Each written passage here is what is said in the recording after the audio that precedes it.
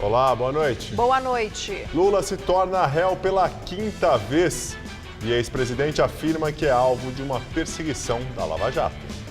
Odebrecht delata a doação de 30 milhões de reais pelo Caixa 2 para a chapa Dilma Temer em 2014. Embaixador russo na Turquia é assassinado a tiros em galeria de arte. Atirador grita mensagens sobre a guerra na Síria.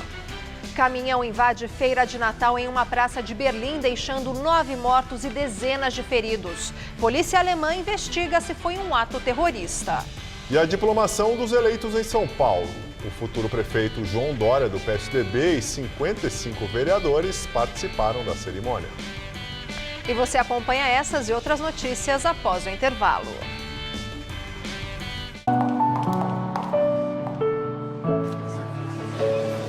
A Fundação Bradesco trabalha para formar cidadãos completos, inspirados pelo conhecimento e pela troca de experiências, levando educação e oportunidades a todos, desde cedo, porque todo final feliz merece um começo feliz. Fundação Bradesco, há 60 anos, usando o poder da educação para transformar vidas.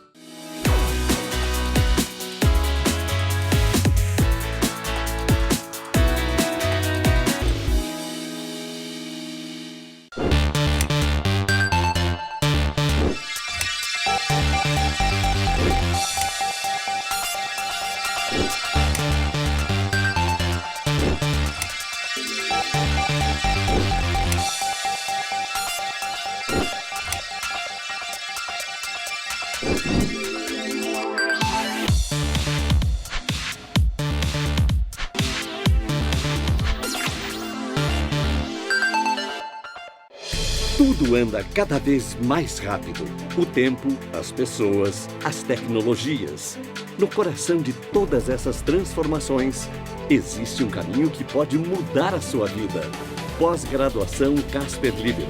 4 cursos que vão acelerar a sua carreira, atualizar os seus conhecimentos e fazer você ser notado no meio de tanto movimento. Pós-graduação Casper Libero. Paixão por comunicação. Será que é possível diminuir a agressividade cotidiana através da comunicação não violenta? Nós vamos descobrir no Todo Seu desta segunda. No palco, as rimas do rapper Projota. Hoje pode até chover, porque ela só quer paz. E a voz marcante de Maria Gadu. Sem fim, você um dia resolveu mudar. Fica comigo no Todo Seu desta segunda, 10h30 da noite. Tô aqui te esperando, como sempre, pode vir. Me devolver como se... Oferecimento CVC, sempre com você.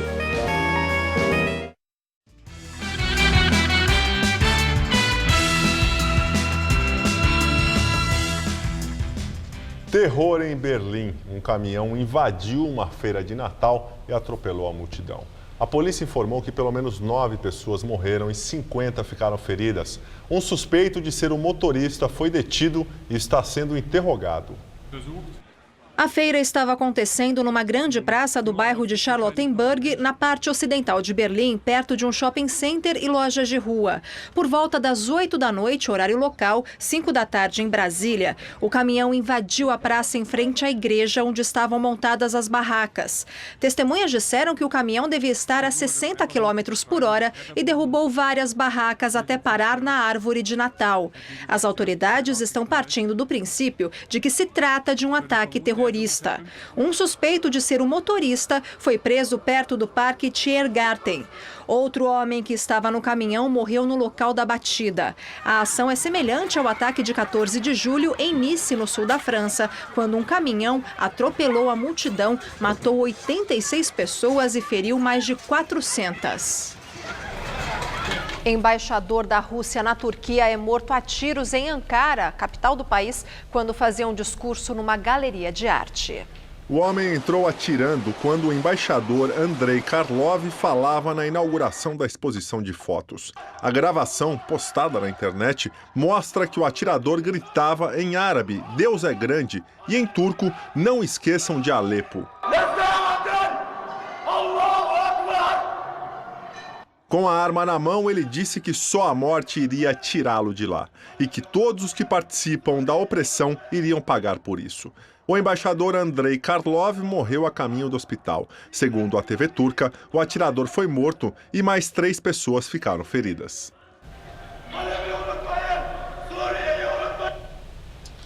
O Ministério das Relações Exteriores russo afirmou que o assassino é o jovem de 22 anos Mavlut Altintas, integrante da polícia turca.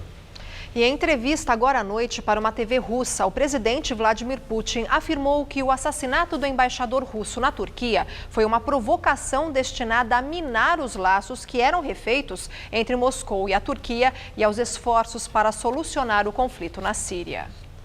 A retirada de Alepo recomeça depois de novo acordo entre Rússia, Turquia e Irã.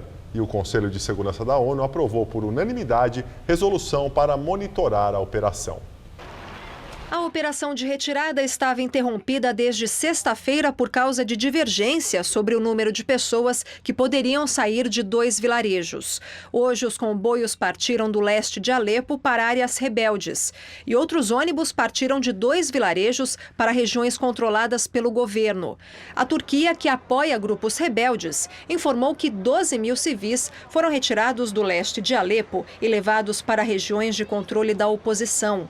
O Conselho de Segurança da ONU aprovou o envio de observadores a Alepo para monitorar as retiradas e informar sobre a situação dos civis que continuam sitiados na cidade síria. A resolução teve o apoio da Rússia, principal aliada de Bashar al-Assad. Juiz Sérgio Moro aceita nova denúncia contra o ex-presidente Lula e o petista se torna réu pela 5ª vez. De acordo com a denúncia aceita hoje por Moro, Lula é acusado pelo Ministério Público Federal de ter participado de um esquema para desviar entre 2% e 3% dos valores de contratos assinados entre a Odebrecht e a Petrobras. Segundo a denúncia, a cifra dos desvios ultrapassaria 75 milhões de reais. Os investigadores afirmam que uma das formas de o ex-presidente receber a propina foi por meio da compra e manutenção de um imóvel que seria a nova sede do Instituto Lula, em São Paulo, pela Odebrecht. O negócio de mais de 12 milhões de reais teria sido fechado com intermediação do ex-ministro Antônio Palocci e de seu assessor, Branislav Kontic, que também viraram réus nesta ação. A denúncia afirma ainda que uma cobertura vizinha a que Lula mora em São Bernardo do Campo foi comprada pela Odebrecht por R$ 504 mil e dada ao ex-presidente. O negócio teria contado com a ajuda do advogado e compadre de Lula, Roberto Teixeira, que também virou réu. Ainda segundo as investigações, Glaucus da Costa Marques, também réu e parente de José Carlos Bunlai, pecuarista e amigo de Lula, teria atuado como laranja no esquema. Na decisão de hoje, Moro mandou sequestrar o imóvel. Para o Ministério Público Federal, o petista é o real dono do apartamento. Também viraram réus na ação o ex-presidente da empreiteira, Marcelo Odebrecht, Paulo Melo, Demerval Guzmão e a ex-primeira-dama Marisa Letícia. Em Curitiba, Lula já é réu em outra ação penal, a que trata do triplex em Guarujá e do acervo presidencial bancado pela OAS.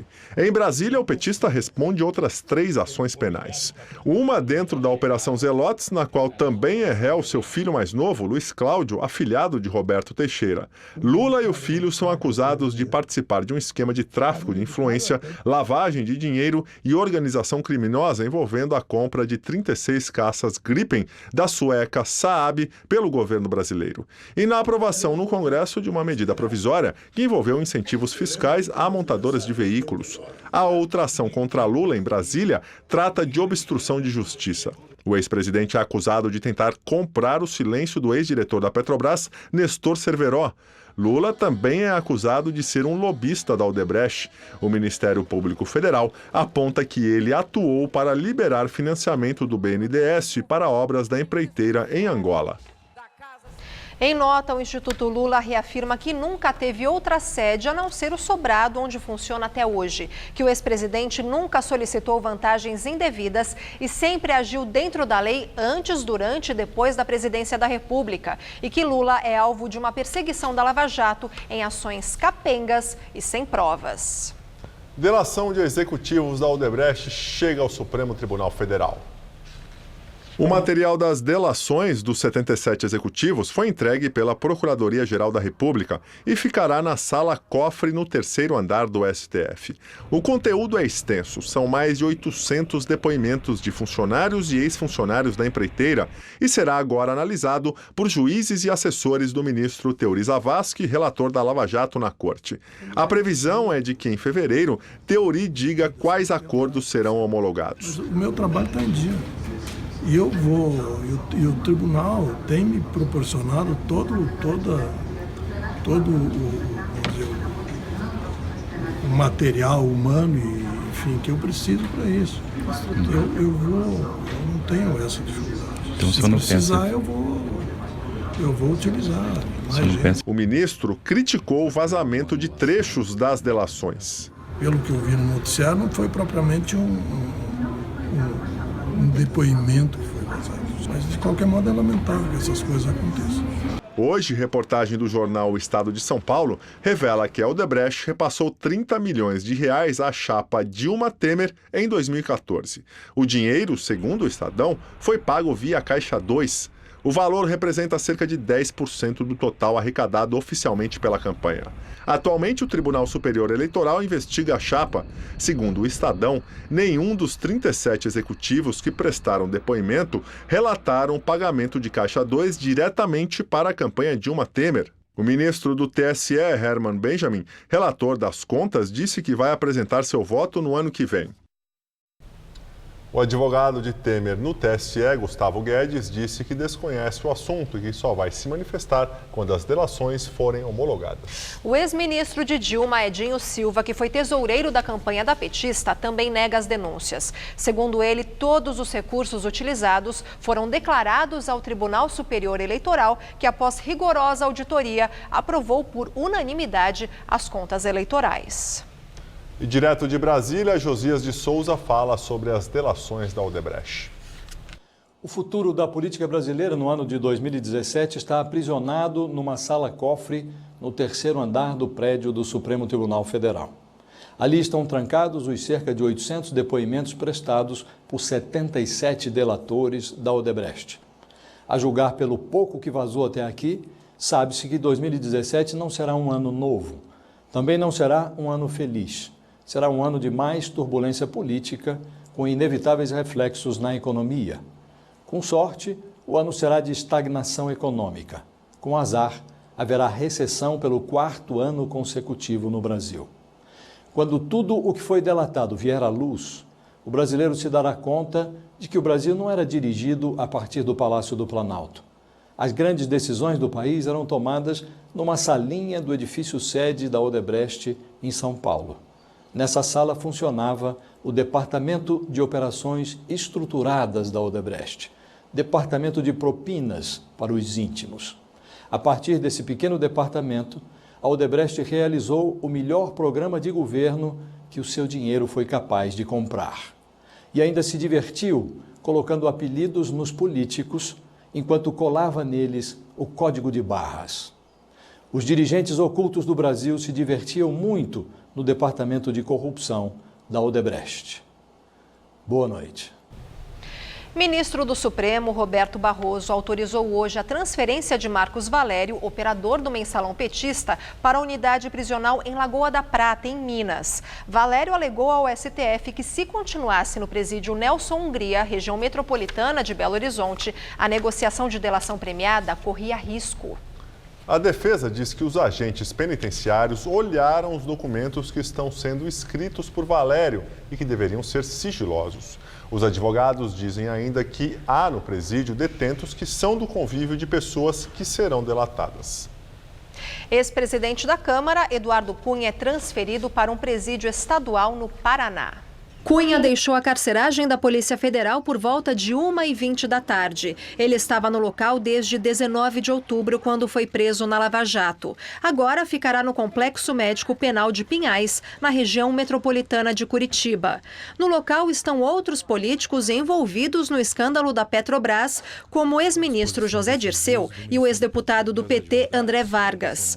Ao determinar a transferência, o juiz Sérgio Moro alegou que o espaço na PF de Curitiba é limitado. Na mesma decisão, o juiz rejeitou os pedidos de transferência do ex-presidente da OAS, Léo Pinheiro, e do ex-tesoureiro do PP, João Cláudio Genu. O Ministério Público entra com ação de improbidade administrativa contra o prefeito de São Paulo, Fernando Haddad, do PT, e outras 11 pessoas por supostas ilegalidades no contrato de uma organização social criada para administrar o Teatro Municipal. A ação pede a condenação de todos os citados. Entre eles estão o prefeito Fernando Haddad, o maestro John Nashlin, o ex-diretor do Teatro Municipal José Luiz Herência, o ex-diretor do IBGC, Instituto Brasileiro de Gestão Cultural William Naked, e o ex-secretário de Comunicação de Haddad, Nunzio Brigulho. Para a promotoria, houve um prejuízo de aproximadamente 129 milhões de reais, incluindo a contratação fraudulenta do IBGC, sem licitação, e também do maestro John Nashlin, para o cargo de diretor artístico. Está englobado aí, até 2015, o dinheiro empregado na organização social IBGC, todo ele, eu estou pedindo a devolução, e mais o salário do maestro, que foi contratado diretamente de fevereiro de 2013 a agosto de 2013. De acordo com o Ministério Público, a produção de um único espetáculo chamado Alma Brasileira trouxe um prejuízo de cerca de R$1 milhão. Um pré-contrato chegou a ser assinado e o dinheiro foi pago, mas o espetáculo nunca aconteceu. Para o MP, a Prefeitura, em pelo menos 2 ocasiões, usou dinheiro público para cobrir as despesas do teatro. Na ação, a promotoria considerou o relatório final da CPI que correu na Câmara Municipal e que isentou o Fernando Haddad de qualquer responsabilidade. Mas, para o Ministério Público, tanto Haddad quanto o ex-secretário Nunzio Brigulho sabiam dos esquemas. Sim, sem dúvida nenhuma. Não só sabia, como foi um dos mentores de tudo isso. A assessoria da Prefeitura de São Paulo disse que o prefeito Fernando Haddad já entrou com uma representação contra o promotor Marcelo Milani junto à Corregedoria do Ministério Público. O maestro John Nashlin nega ter participado de qualquer esquema. Defesa Civil do Estado de São Paulo lança plano preventivo para evitar deslizamentos de terra e alagamentos com o aumento das chuvas e a chegada do verão. 175 municípios do estado já estão com as áreas de risco mapeadas.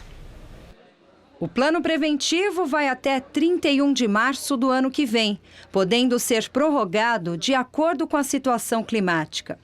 Eu tenho mais de 700 pluviômetros instalados no estado de São Paulo, avaliando a condição de chuva. Nós temos um mapeamento do nível dos rios. Um levantamento feito pelo Instituto de Pesquisas Tecnológicas, IPT, em parceria com a Defesa Civil, apontou que existem hoje na cidade de São Paulo 105 mil famílias que vivem em 407 áreas de risco, perto de córregos, encostas ou morros. Um desses lugares fica na Brasilândia, na Zona Norte, onde há 25 locais mapeados. Lá foi construído um piscinão para armazenar a água da chuva. O piscinão foi uma prevenção, só que assim, ele não resolveu totalmente a situação. Porque assim, se vier um volume acentuado de chuva, a gente continua ficando parado, tem que esperar a água descer para as pessoas passarem, tanto na avenida quanto no final do córrego, que é na parte de baixo. Então essas coisas ainda acontecem. Nos últimos 10 anos, 20 pessoas morreram em desastres ocorridos em áreas de risco, somente na região metropolitana de São Paulo. Esse número pode ser considerado alto, já que em muitas situações as mortes poderiam ter sido evitadas. As pessoas já sabem onde são as áreas alagadas e é importante estar alerta às informações da imprensa, através dos boletins meteorológicos, as informações das defesas civis dos municípios e do estado, o entendimento que onde mora possa haver risco e, nessa medida, tomar as medidas preventivas de sair desses locais. Foram diplomados hoje os vereadores e o prefeito eleito de São Paulo, João Dória, do PSDB. A diplomação encerra todo o processo eleitoral, que começou com a escolha dos candidatos nas convenções partidárias, o registro das candidaturas, passou pela propaganda eleitoral, pela votação e também pela apuração dos votos.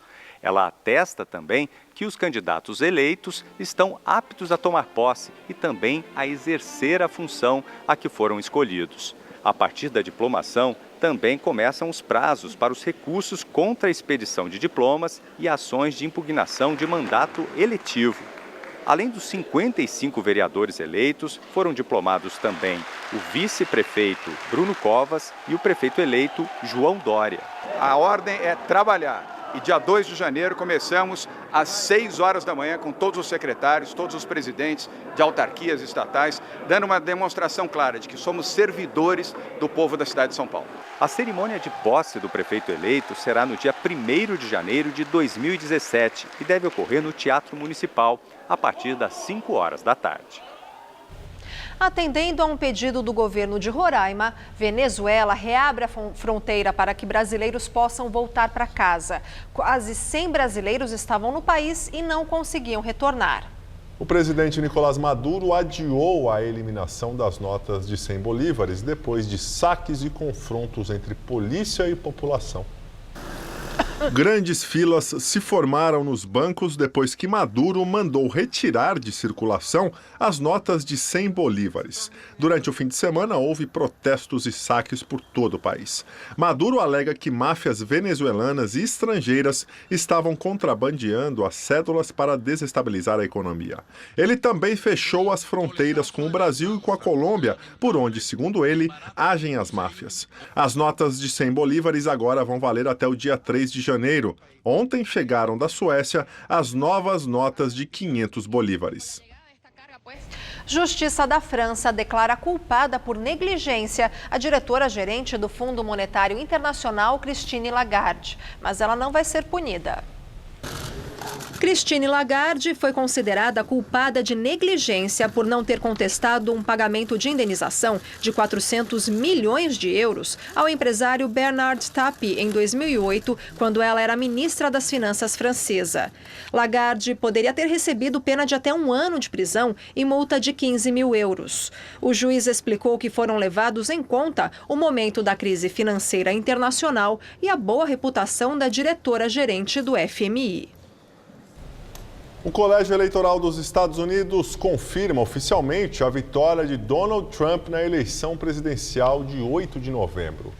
Os 538 eleitores escolhidos pelos partidos nos estados votaram para presidente e vice-presidente em reuniões marcadas em todos os estados e no Distrito de Colômbia, onde fica a capital Washington. Cada estado tem uma cota proporcional ao tamanho de sua população. Trump conquistou a maioria dos votos do colégio eleitoral, mas Hillary Clinton venceu a votação popular. Analistas do mercado financeiro projetaram pela primeira vez inflação dentro da margem estipulada pelo Banco Central. O relatório Focus, divulgado hoje, mostra que a expectativa para o IPCA, o índice oficial de inflação, em 2016 foi para 6,49%. Para o PIB deste ano, o mercado financeiro manteve em 3,48% sua estimativa para o encolhimento do nível da atividade econômica brasileira. E está prevista para amanhã uma entrevista coletiva com o presidente do Banco Central, Ilan Goldfein. Ele deve apresentar novas medidas estruturais. A agenda prevê 4 pilares: cidadania financeira, melhoria da eficiência do sistema financeiro, arcabouço legal do Banco Central e redução do custo de crédito. E agora vamos ao comentário de economia com Denise Campos de Toledo. O governo quer mostrar serviço. No apagar das luzes de 2016, podemos ter o esboço de uma reforma financeira e também trabalhista. O Banco Central deve avançar com medidas que foram apresentadas no pacote da semana passada, com o objetivo de reduzir os juros, principalmente de cartões. Para isso, deve ser autorizada a cobrança de valores diferentes, dependendo da forma de pagamento das compras. O uso de uma mesma máquina para várias bandeiras, além da redução do prazo de reembolso dos recursos. Também deve ser formalizado o cadastro positivo para que bons pagadores tenham crédito mais barato. Por outro lado, deve vincular as letras de crédito imobiliário e as letras de crédito agrícola às respectivas áreas, evitando que instituições emitam esses papéis apenas pela isenção tributária e regulamentar a letra imobiliária garantida.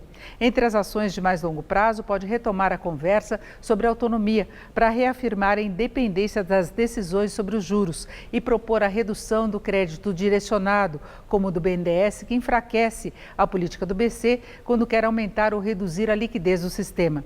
Já em relação às regras trabalhistas, o governo pode criar uma jornada intermitente, com contratação por hora trabalhada, sem jornada ou dias fixos, aumentar o prazo de contratação temporária e dar maior flexibilidade às negociações. Essas mudanças são mais questionadas pelo risco de imediatismo no momento de fragilidade do emprego, estabelecer maior informalidade, com menos segurança para os trabalhadores. O governo quer estabelecer uma agenda positiva e é importante que faça isso, já que as perspectivas para a retomada do crescimento continuam piorando.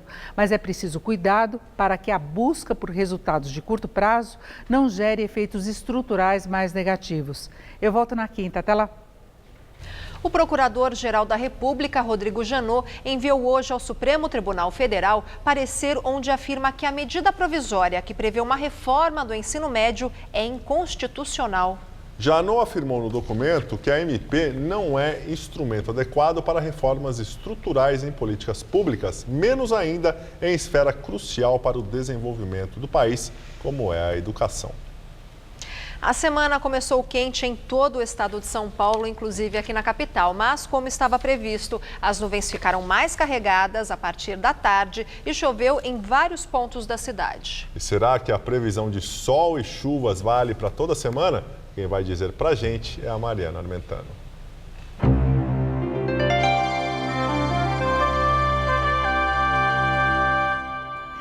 Fim de primavera, já com cara de verão. Todo o estado vai ter uma terça-feira de calor e chuvas. Áreas de instabilidade que atuam no sul do país espalham muitas nuvens pelo sul e pelo oeste aqui do estado de São Paulo, onde pode chover a qualquer hora do dia. Mas o tempo não fica totalmente fechado não e o sol aparece em vários momentos. Nas outras áreas paulistas, incluindo aqui a Grande São Paulo, chove só a partir da tarde. Teremos máxima amanhã em torno dos 32 graus na cidade de Ribeirão Preto e dos 33 lá em Araraquara. No litoral paulista, chega a fazer até 31 graus em Santos e 32 em Caraguatatuba. E vai fazer bastante calor também aqui na capital, viu? A máxima chega aos 32 graus nesta terça-feira, 32 também na quarta e aos 33 graus na quinta-feira, todos os dias com chuvas entre a tarde e a noite. Voltamos a falar do caminhão que invadiu uma feira de Natal em Berlim, matando pelo menos 9 pessoas. Segundo a polícia, um dos mortos era passageiro do caminhão. Investigadores suspeitam de ataque terrorista, mas o secretário do Interior de Berlim disse que a sequência de eventos aponta tanto para um acidente como para um ataque. Foi declarado luto no país. O local invadido pelo caminhão é um ponto turístico da capital alemã e estava lotado. Amanhã à tarde haverá uma coletiva de imprensa para falar sobre o ocorrido e à noite uma missa em memória das vítimas. 50 pessoas estão feridas. Bem, nós ficamos por aqui. A edição de hoje pode ser vista no site do Jornal da Gazeta. Boa noite, uma ótima semana para você. Tchau, Lu, até amanhã. Muito obrigado pela companhia, tenha uma excelente noite. Fica agora com o Ronivão, tudo seu. A gente se vê amanhã, 10 horas. Vem até lá.